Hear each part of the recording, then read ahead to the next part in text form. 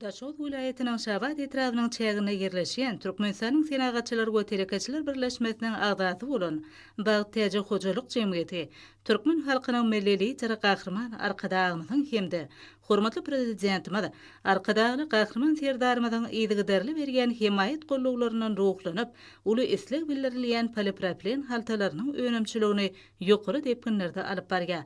Hojalyk jemgyýetine ornaşdyrylan häzirki zaman ösün kämil enjamlar, kerhanaň dähmet söýür işgärleriniň ýokary hilli önümi öndürmeklerine mümkinçilik döredýär. Hatay Halk Respublikasynyň getirilen kämil enjamlar önümde ýokary hilli derejesinde öndürilmegine mümkinçilik berýär. Şeýlelikde bu önümler Türkmen standartlary baş döwlet gollugynyň talaplaryna hemde dünýä ýollaryna laýyk gelýän önümlerdir. Kerhanaň önümlerini daşarky bazarlara eksport edýänini bellemek gerek. Kerhanada 40-dan urak işgär dähmet çekip, olaň aglaby bölüginiň ýaşlardan awarat bolmagy aýratyn belenmäge değişdiler.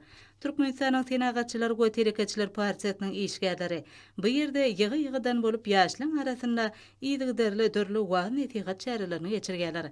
Kerhanaň dähmet söýür işçileri, hunarmendleri, hormatly prezidentimiň ýurdumyzda terekaçylygy ösdürmekde bergen golluglarynyň ruhlanyp gaýratly dähmet çekýärler. Türkmenistanyň prezidentiniň ýurdumyzy durmuş ykdysadyny ösdürmek maksatnamasyna ykdysadyýetin döwlete degişliler bölügini ösdürmek ileri tutulýan uğurlaryň biridir. Häzirki gazanylýan netijeler öňde goýulan maksatlaryň hasyl boljakdygyny anamartyrýar.